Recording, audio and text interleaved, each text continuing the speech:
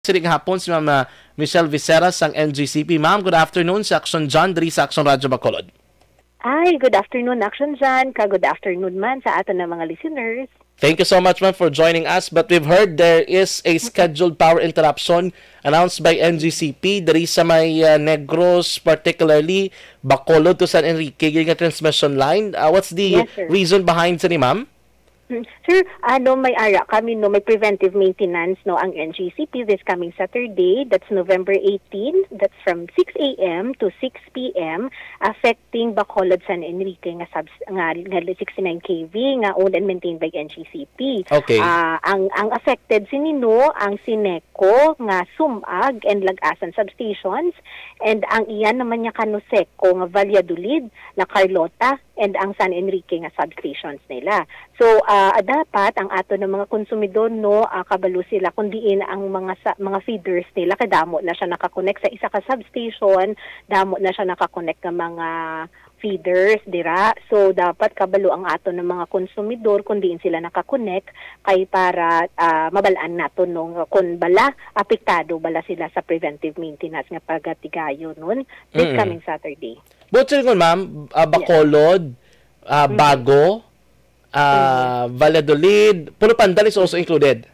Yes sir, dapat yes sir, included siya up to may ara siya bi portion sang Hinigaran nga may ara man portion nga sang municipality sang Hinigaran nga apektado kay tungod nga naka-connect sila sa San Enrique nga substation ni Nuseco. Pero ang gina-advise nato ng ato ng mga konsumidor nga mag-check gid sa Facebook account man sa Nuseco kag sang Sineco kay ara bi nakabutang bi ang mga specific nga mga areas nga apektado sa power interruption this coming Saturday. But siringon ma'am, it doesn't necessarily mean nga bilog ito nga banwa.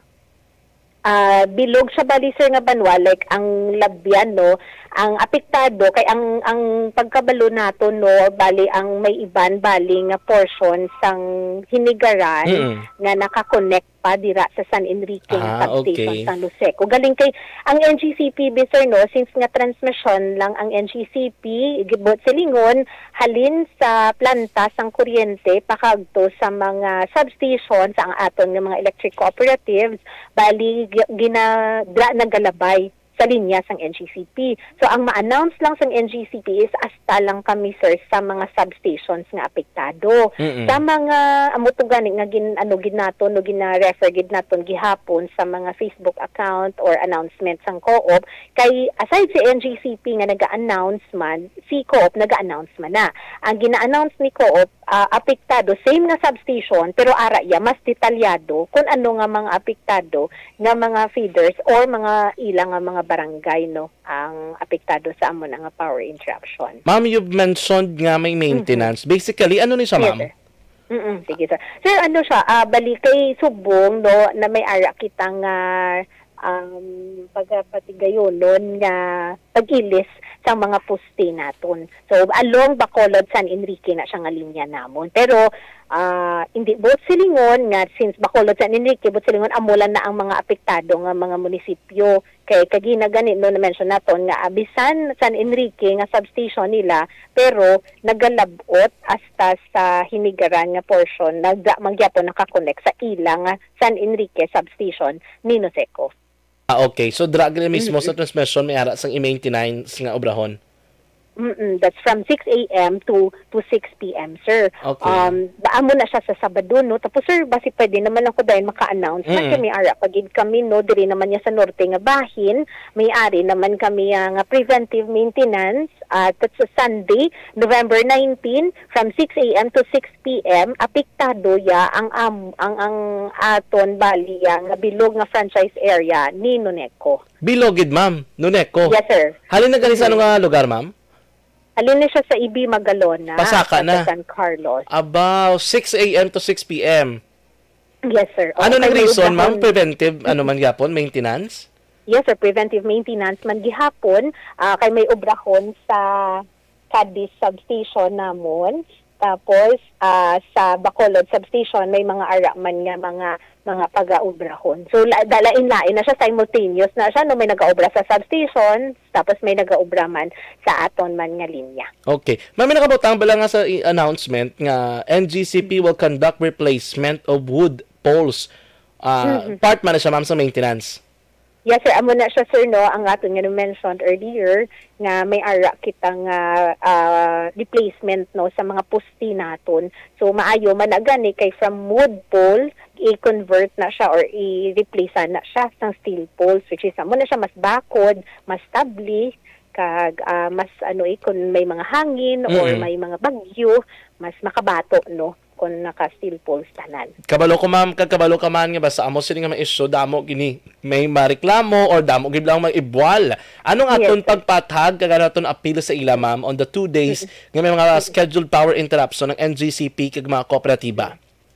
Ang NGCP no together with the electric cooperatives and the power generators, kami no nagatingwa kami nga makahatag sang dire-diretso nga serbisyo kay hindi man pwede nga okay ang electric co-ops nga linya tapos okay man ang aton nga mga generators, pero kung may problema sa linya sang NGCP, for sure hindi gid gihapon no makalabot ang kuryente pakadto sa ila balay. Amo na si NGCP, electric cooperatives and the power generators proactive sila sa ilang mga proactive sila sa amon nga preventive maintenance kay para bala i-minimize naton, although hindi man kami ka-promise ang 100% nga wala sang unscheduled power interruptions, pero ma-minimize naton sa amonin naton nga pagiging may preventive maintenance kaysa hulaton pa bala nga magka-problema pa ang aton nga linya sang kuryente as antes kayuhon. Kung sa parehas bala sa lawas ng tawo nga may preventive maintenance nga nagapacheck kita, so ang aton nga linya kag ang aton equipment nagakaulan na, nagakainitan, exposed siya.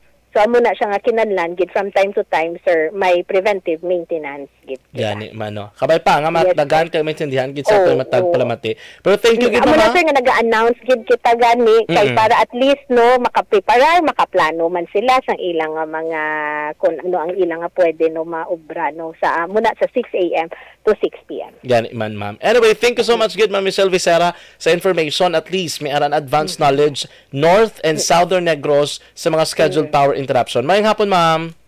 Salamat gid, Action Jan, kag maayong hapon. Mayong hapon. Action Reports, Afternoon Edition. Ma'am Michelle Vicera, ang Corporate Communication and Public Affairs Officer sa National Grid Corporation of the Philippines. Again, I'd like to